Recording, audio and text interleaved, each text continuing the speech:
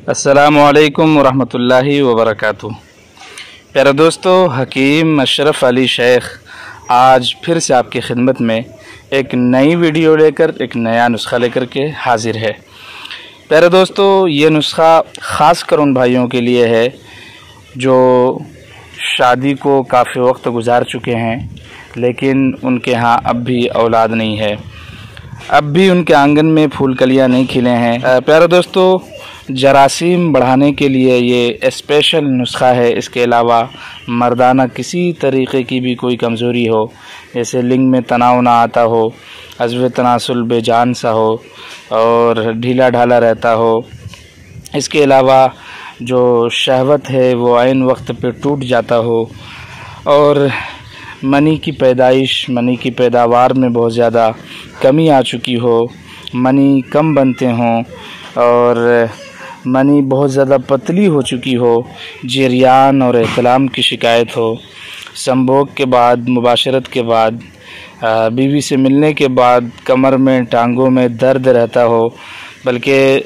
सुस्ती और काहिली इतनी ज़्यादा हो चुकी हो कि सुबह सुबह बंदे को खुश व खुर्रम बिल्कुल चुस्ती के साथ उठना चाहिए, अपने काम पर जाना चाहिए, बिज़नेस संभालना चाहिए, तिजारत करना चाहिए, दुकान पर जाना चाहिए या फिर जो भी ड्यूटी है वहाँ पर जाना चाहिए, तो बजाय जाने के उसको काहिली रहती है, सुस्ती रहती है, जिसकी बिना पे थकान सा महसूस होता है और ऐसा लगता है कि जिस्मानी कमज़ोरी के भी शिकार हो चुके हैं। सर चकराने लगता है और आँखों के सामने अंधेरा सा छा जाता है। उठकर बैठने से बहुत ज़्यादा अगर सर में चक्कर आ जाता है, आँखों के सामने अंधेरा छा जाता है, तो ऐसे लोगों के लिए यह नुस्खा बहुत ही स्पेशल है, कामयाब है, मुजर्रब है।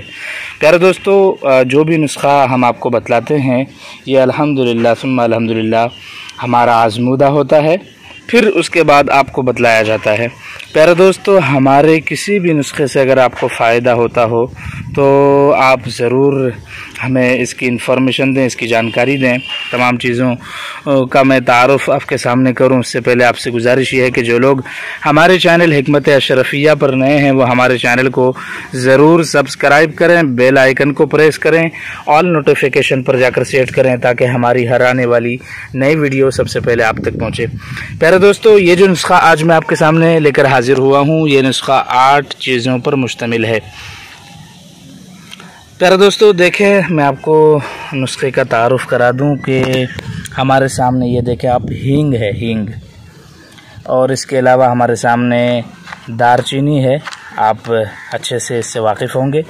और ये जो हमारे सामने इस नुस्खे में सबसे स्पेशल चीज़ है, बहुत आला किस्म की, ये जो हमारे सामने इस नुस्खे में डलने वाली चीज़ है, जो इसको बोलते हैं ओटंगन के बीज। इसके अलावा हमारे सामने ये काली मिर्च है, आपके किचन में ये मौजूद होता है, आप जानते हैं इसके बारे में। और हमारे सामने ये अकरकरहा है, अकरकरहा भी इस नुस्खे की जान है। और इसके अलावा हमारे सामने कूंच के बीज हैं, ये काले वाले कूंच के बीज आपने लेने हैं, हालांकि वाइट भी आता है, लेकिन इस नुस्खे में आपने काला कूंच के बीज लेना है।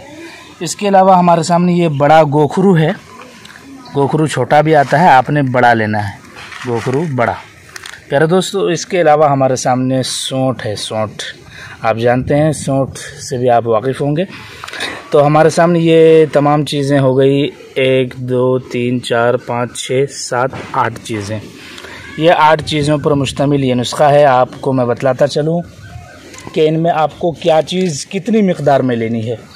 प्यारे दोस्तों, अगर आप नुस्खा बनाएंगे तो आपने जो मिक़दार लेनी है, मिक़दार ये है कि ओटंगन के बीज आपने 60 ग्राम लेना है, काली मिर्च 25 ग्राम लेना है, अकरकरहा 60 ग्राम, दारचीनी 40 ग्राम, सौंठ 30 ग्राम, हींग 15 ग्राम, गोखरू 60 ग्राम लेना, कूंच बीज ये भी आपने 60 ग्राम लेना है।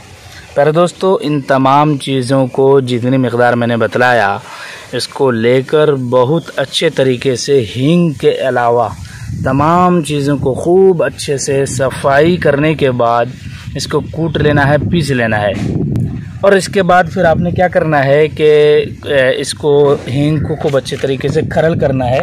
और खरल करने के बाद آپ نے ان تمام چیزوں کو اچھے طریقے سے یکجان کر لینا ہے، مکس کر لینا ہے، ملا لینا ہے۔